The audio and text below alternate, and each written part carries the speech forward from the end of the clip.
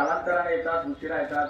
आता आपल्याकडे elementary intermediate परीक्षेसाठी विद्यार्थ्यांना परीक्षेला बसवलं जातं. त्याचं म्हणजे त्याची जास्त मेहनत करून तयार पाटील घेतात.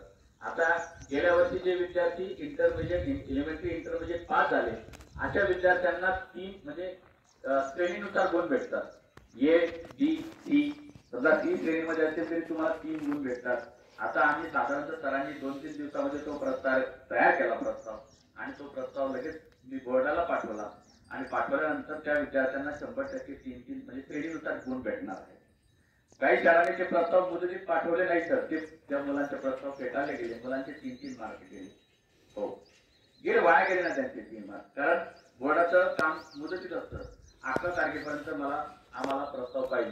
आता बोर्ड म्हणजे काही 4 शाळा आहेत त्या ठिकाणी नाही, 5 जिल्ह्यांच्या शाळा आहेत. नाशिक विभागाचं मोठं बोर्ड आहे, 5 जिल्ह्यांची शाळा आहेत. आणि जर विचार केला धुळे जिल्ह्यामध्ये 647 शाळा आहेत. हा, आता विचार करा तुम्ही, 647 शाळा धुळे जिल्ह्यात आहेत. जळगाव जिल्ह्यामध्ये जर विचार केला तर जळगाव जिल्ह्यामध्ये 2200 शाळा आहेत. नगर जिल्ह्यामध्ये 2700 शाळा आहेत. आणि मला वाटतं नंदुरबार जिल्ह्यामध्ये सुद्धा जवळजवळ 700च्या जवळपास शाळा आहेत. मग एवढ्या शाळांचे एवढे विद्यार्थी आणि आता प्रत्येक विद्यार्थी परीक्षेला बसतो. साधारणतः एका शाळेमधून 30 विद्यार्थींच्या पुढे असतात, 25च्या पुढे असतात साधारणतः. आणि मोठी शाळा असेल तर 150-200 विद्यार्थी असतात. एका शाळेमध्ये 1320 विद्यार्थी आहेत जळगाव जिल्ह्यातल्या मोठ्या शाळेमध्ये. आता 1320 जागेला बसणारे विद्यार्थ्यांचे प्रत्येकाचे गुण भरायचे म्हटले सोपं काम आहे का बोर्डाला? नाही. म्हणजे त्यांचं मुदतीत काम असतं.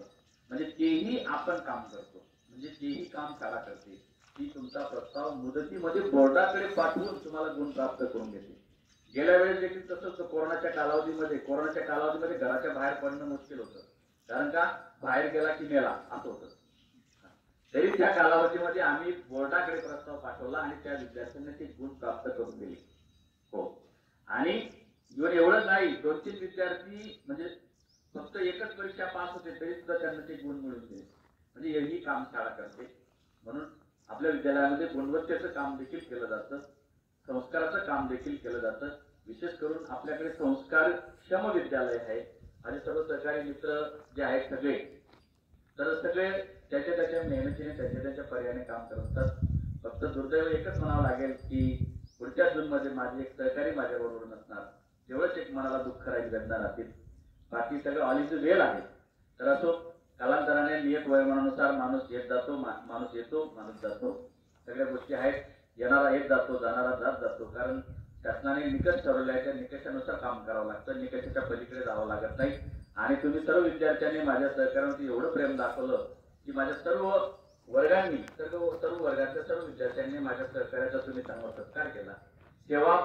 सेवापूर्ती सत्कार सेवापूर्तीच्या पहिले करून घेतला. पण सर आपल्याकडे अजून 31 तारखेपर्यंत आहे, 31 मे पर्यंत माझे सहकारी माझ्याबरोबर आहेत. 31 मे पर्यंत. आणि जरी 31 मे संपला तरी ते माझ्याबरोबर राहणार आहेत. आम्ही त्यांना सोडणार नाही, ते पण आपल्याला सोडणार नाही. म्हणजे असंही आहे. म्हणजे संस्कारक्षम विद्यालय आपल्याकडे. काही पालक असतात, काही येत असतात. आपण आपल्याकडे आजी आजोबा दिवस साजरा केला, तो दिवस महाराष्ट्रभर फेमस झाला. साधारणतः त्याचे जवळजवळ 72,000 युजर झाले. तुम्हाला सांगतो मित्रांनो, म्हणजे आपण संस्कारक्षम काम करतो. तर अशा या विद्यालयामध्ये आपण 5वी ते 10वीच्या सर्व विद्यार्थ्यांनी प्रवेशित व्हायचं आहे. काही इंग्लिश मिडियमच्या शाळा येऊन काही इतर शाळांची शिक्षी करून चुकीचे गाईडलाईन करतात. तुम्हाला मोफत घेऊन जाऊ वगैरे वगैरे प्रलोभन दाखवतात. तर कुठल्याही चुकीच्या प्रलोभनाला न बळी पडता आपण सगळ्यांनी आता पुढच्या वर्षी अजून एक पायंडा पाडायचा आहे मला की जे आपल्या विद्यालयातून शिकलेले विद्यार्थी आहेत, जे कुठे गेलेले आहेत आणि त्यांचं आपल्याला उद्बोधन ठेवायचं आहे. म्हणजे त्यांचं व्याख्यान आपल्याकडे ठेवायचं आहे. त्या विद्यार्थ्यांचं व्याख्यान ठेवून तुला प्रबोधन करायचं आहे पुढच्या वर्षापासून, येत्या जूनपासूनच.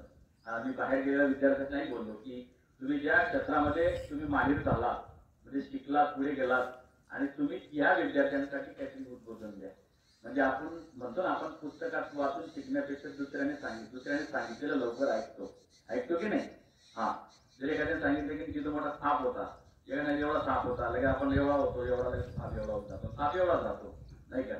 म्हणजे तसं जर तुम्हाला उद्बोधन केलं तर माझ्या मते निश्चितच आपल्यामध्ये मोठा बदल होईल. आणि असं काही नाही. गुणवत्ता ही जी आहे, गुणवत्ता ही शहरी भागाची मर्यादित नसते. गुणवत्ता ही सगळ्यांसाठी असते आणि गुणवत्ता देण्याचं काम आपली शाळा करते.